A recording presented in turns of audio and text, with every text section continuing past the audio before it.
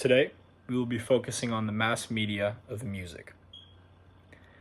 Music is one of the oldest and most prevalent forms of mass media in our society today. It is so widespread that nearly everyone on the planet listens to music and associates with what they are hearing on a daily basis. Now, obviously, music has been around as a form of mass media for a very long time. Mass media is defined as the means of communication and transmission designed to reach a wide audience. And while music has basically been around in some form almost since the dawn of human existence, at least human communities, it was not really a form of a full-fledged mass media until the inception of pop music. And in this case, pop music isn't just referring to the light-hearted, fast-paced music you might hear on your local radio station.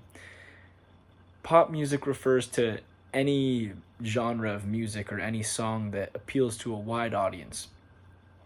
In this case, pop music began in the late 19th century, around 1877, with inventions by Thomas Edison, when he discovered that sound could in fact be reproduced using tinfoil and a needle.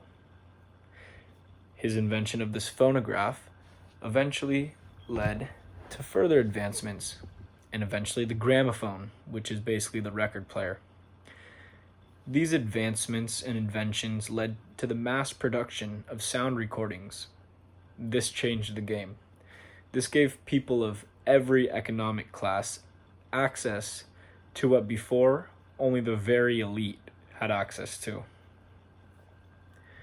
From there on out, the strength of music as a mass media only progressed further with inventions like the radio and radios in cars especially, bringing music to the ears of more people than ever.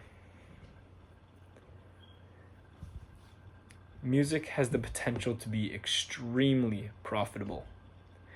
In 2019, the total revenue that was made from all recorded music that year came out to over $21.5 billion. While if you look at it on a more individual level, most of an artist's income you can expect to come from streaming, touring, merchandise, and licensing their songs for movies, television, and other things. Now, there are both pros and cons of this medium's effect on society and individuals.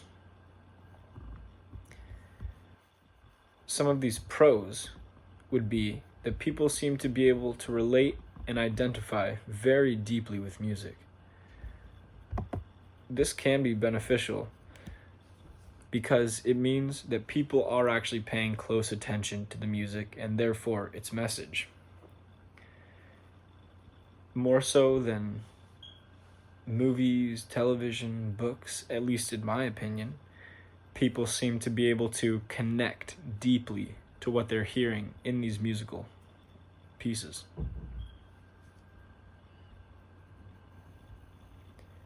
It's not all positive though. There are some cons. Some of these cons would be the fact that the message these songs are relaying is not always the most positive and beneficial towards society. Especially nowadays, the majority of music that is in the pop culture refers to heavy drug use, alcohol, mistreating of women, a lot. These are not the best things for people to connect with deeply, obviously, which is what you can expect with music, people to be able to connect to it deeply. This can obviously be detrimental to our society because it may bend and shift our values based on the non-moral topics of these pop culture songs. Now, similarly to what I was just saying, it would be important to note that cultivation analysis can be seen very much throughout this medium. This media effects theory states that heavy exposure to a medium creates an illusory perception of reality. This is very common and very prevalent in music. If you look at hip-hop today, for example, hip-hop and rap today, which are the biggest and most widespread genres of music right now, you would be able to see that many of the songs and accompanying music videos depict heavy drug use, for example.